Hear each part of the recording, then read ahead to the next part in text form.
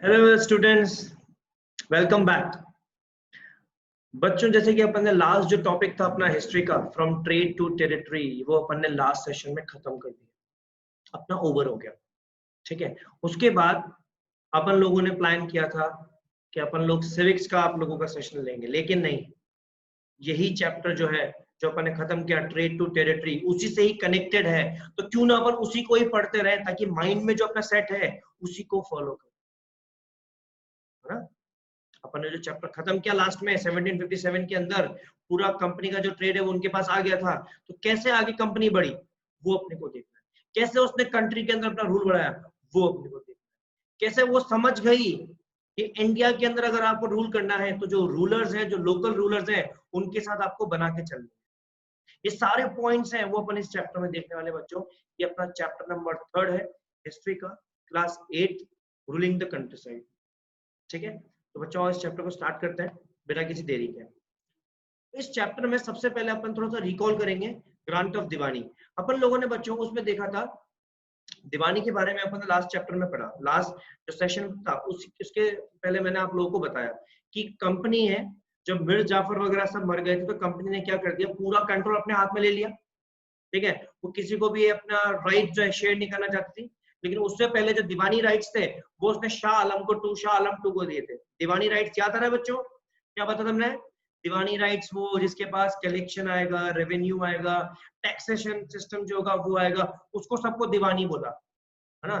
तो शाह आलम टू को बनाया था उसने उस टाइम पे। लेकिन क्या हो गया, 12 अगस्त 1765 इस डेट को कंपनी ने खुद को, यस, खुद को दीवानी डिक्लेयर कर दिया, बना दिया बंगाल का।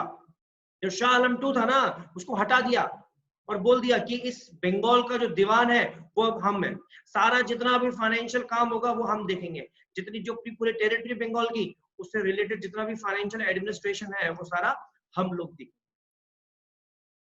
तो एक तरीके से कंपनी का रूल तो बहुत जबरदस्त बढ़ गया।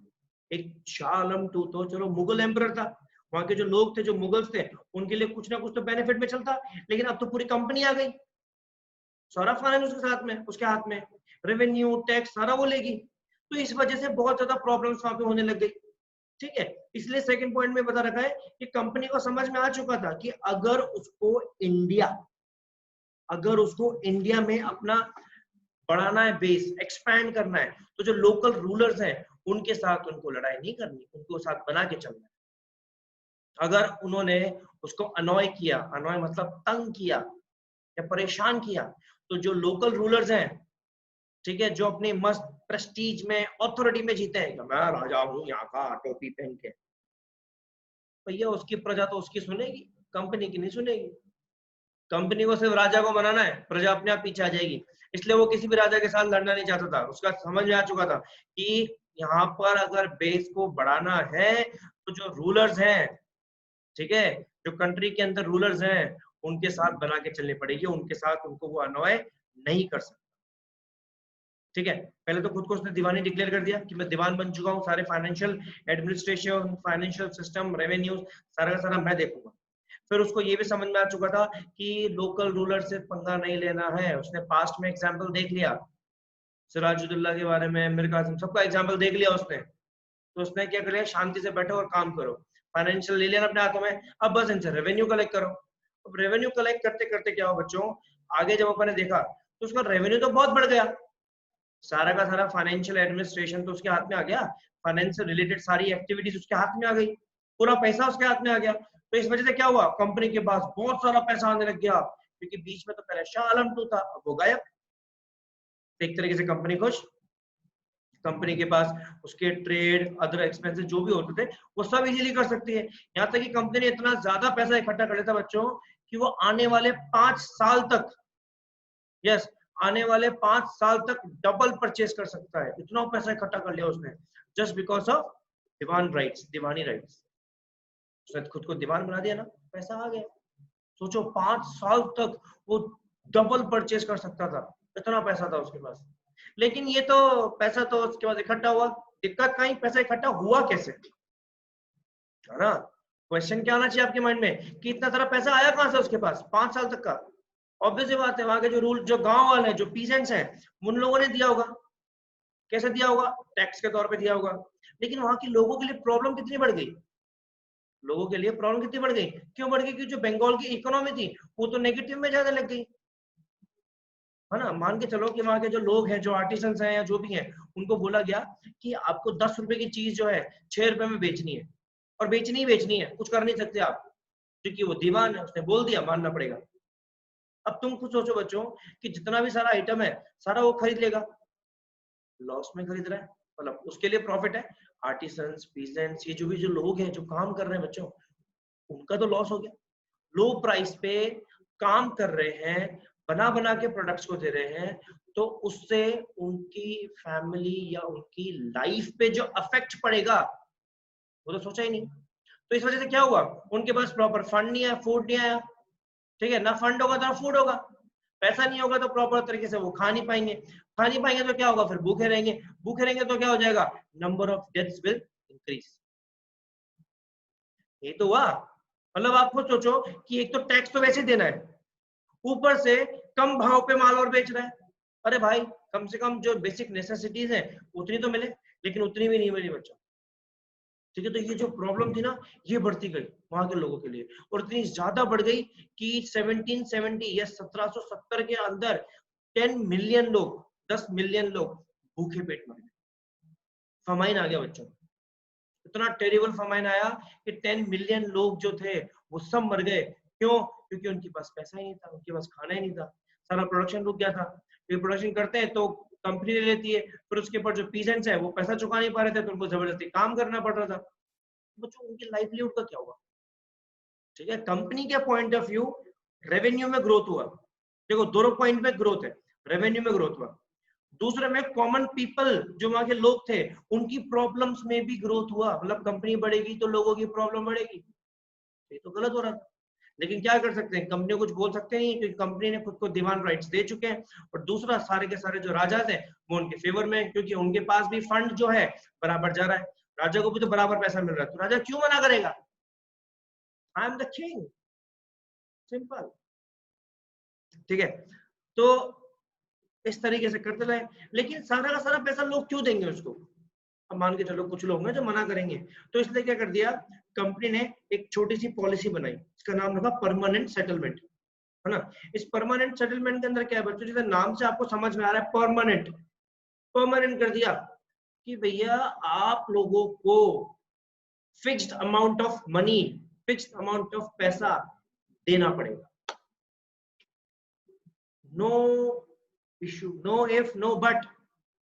कंपनी ने 1793 में परमानेंट सेटलमेंट को इंट्रोड्यूस किया, और इस परमानेंट सेटलमेंट का सिंपल सा मतलब था कि आपका एक फिक्स्ड अमाउंट डिसाइड हो गया, और वो अमाउंट आपको पे करना ही पड़ेगा।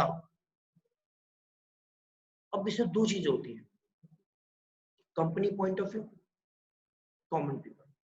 कंपनी पॉइंट ऑफ व्यू क्या हो गया, उनके पास रेगुलर इनकम है, रेगुलर फ्लो ऑफ इनकम है, हर बार उनके पास एक फिक्स्ड अमाउंट है जो आएगा। 10 जने सबको 1000 बोल दिया, तो एवरी मंथ 10,000 रुपीज आएंगे ही आएंगे।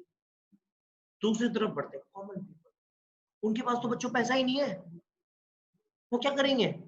जिनके पास पैसा है वो तो चुका देंगे, जिनके पास पैसा नहीं है उनका क्या होगा? फेमाइन आएगा, फिर भूखे पेट मरेंगे, फिर वापस प्रॉब्लम क्रिएट होंगी, वो अपना जमीन बेच के पैसा खाएंगे, या उनको कहीं और काम करना पड़ जाएगा। समझ रहे हो? तो ऐसी प्रॉब्लम बहुत ज्यादा इकट्ठा आने लग गई इस परमानेंट सेटलमेंट की वजह से, क्योंकि इसके अंदर जो राजा थे, जो वहां के एरिया, जो राजा थे ना, जो राजा, जो तलुकदार थे, उन लोगों को जमींदार बना दिया गया वहां का, कि भैया आज से इस पर्टिकुलर एरिया की जो रिस्पॉन्सिबिलिटी है वो आपकी है, यहाँ से जितना भी रेवेन्यू जनरेशन होगा वो आपका होगा।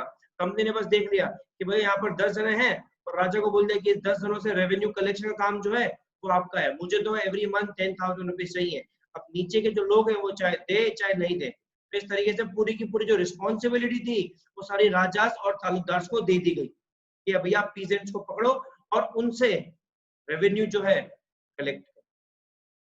अब बच्चों सोचो कितना बड़ा प्रॉब्लम हो गया, अमाउंट फिक्स कर दिया जो उनको परमानेंटली देना ही है, हर महीने देना है। फिर कंपनी ने ये भी सोचा कंपनी ने क्यों किया? क्योंकि उसके पास रेगुलर फ्लो ऑफ इनकम आएगा ना। आज क्या होता है, अपन क्या कर रहे हैं, यही तो है, फिक्स इनकम आता है, अपन भी खुश होंगे, पता रहेगा कि हाँ हर महीने की 2 तारीख को इतना आएगा। फॉर एग्जाम्पल आज जितने भी जॉब करते हैं उनका क्या है, परमानेंट सेटलमेंट ही तो है, उनकी जॉब फिक्स है, सैलरी फिक्स है, हर महीने फिक्स इस डेट को इतना अमाउंट आएगा। तो एक तरीके से क्या होता है, पता पड़ता है। तो कंपनी वही चाहती थी कि मुझे पता पड़ जाए कि भैया रेगुलर फ्लो ऑफ इनकम जो है वो मेरा आ रहा है। और उन्होंने क्या कर दिया, कंपनी ने जमींदार जो थे, जमींदार मतलब वही राजास वगैरह जो थे, उनको ये बोल दिया कि अगर जमींदार को बोला कि अगर आप प्रॉपर रेवेन्यू कलेक्ट करोगे तो हम जो है वो आपकी लैंड की इंप्रूवमेंट पे ध्यान देंगे। लैंड का इंप्रूवमेंट होगा तो ऑटोमेटिक क्रॉप का प्रोडक्शन भी ज्यादा होगा, और क्रॉप का प्रोडक्शन होगा तो ऑटोमेटिक आपकी जो सेल है वो ज्यादा होगी। लेकिन एक चीज, अब रेवेन्यू डिमांड थोड़ी बढ़ सकती है, ठीक है, जमींदार जो है, राजा जो है, उनको तो बेनिफिट मिलेगा प्रोडक्शन का, क्योंकि रेवेन्यू डिमांड जो है वो तो नहीं बढ़ रही है। सोचो, एक दिमाग लगाओ, छोटा सा दिमाग लगाओ, एक लैंड है, ठीक है, उस लैंड के ऊपर 1000 केजी पर हेक्टेयर का प्रोडक्शन होता है, डन। उस 1000 केजी पर हेक्टेयर पे जो रेवेन्यू है ना, वो जनरेट होता है फॉर एग्जांपल 5000। बच्चों ध्यान से सुनना और समझना, 1000 केजी पर हेक्टेयर पे रेवेन्यू जनरेट हो रहा है 5000 रुपीज। गवर्नमेंट ने बोला परमानेंट सेटलमेंट के तौर पे आपको हर महीने 4000 रुपए देने हैं। तो पहले तो प्रॉब्लम हो गई, बहुत दिक्कत आने लग गई। चलो ठीक है, कोई बात नहीं, अब राजा ने बोला तो करना पड़ेगा, कंपनी ने बोला तो करना पड़ेगा। लेकिन उसने क्या बोला राजा ने कि अगर आप टाइम पे चुकाओगे तो आपकी लैंड का इंप्रूवमेंट होगा। ठीक है, वहां के लोगों ने किया। अब जिसकी 1000 केजी पर हेक्टेयर की जमीन थी ना बेटा, उसकी लैंड को इतना इंप्रूव कर दिया, इतना ज्यादा फर्टाइल कर दिया कि वहां से प्रोडक्शन जो है, वहां से जो प्रोडक्शन है 1000 की जगह 3000 केजी पर हेक्टेयर हो रहा है। मतलब 5000 रुपए की जगह 15000 रुपए वो कमा रहा है। अभी तक तो उसके पास 1000 रुपीज बचे थे, अब 15000 उसने कमाए, तो 15000 में कंपनी को कितना देना है, 4000 रुपए, 11000 तो बेनिफिट में। तो अब लोगों को समझ में आने लग गया कि नहीं यार, ये सेटलमेंट तो बहुत अच्छा है, हमको पैसा फिक्स देना है, अपने लैंड को इंप्रूव करेंगे, उससे प्रोडक्शन ज्यादा करेंगे, कंपनी का रेवेन्यू का चला गया, टैक्स चला गया, उसके बाद भी हमारे पास पैसा बचा। अब कंपनी को दिक्कत, अब कंपनी बोलेगी कि यार ये तो गलत बात हो गई यार, ये तो प्रॉफिट में आ गए, मैं लॉस में चली गई।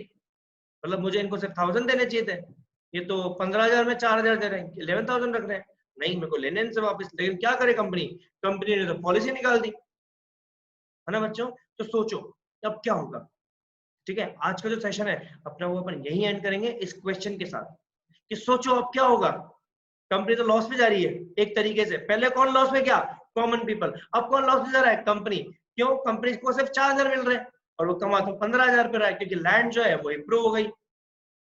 तो अब क्या होगा बच्चों, ठीक है, अपन फिर मिलेंगे बहुत जल्दी इस क्वेश्चन के आंसर के साथ। तब तक घर पे रहे, सुरक्षित रहे और बने रहे। चलो बच्चों, बाय बाय।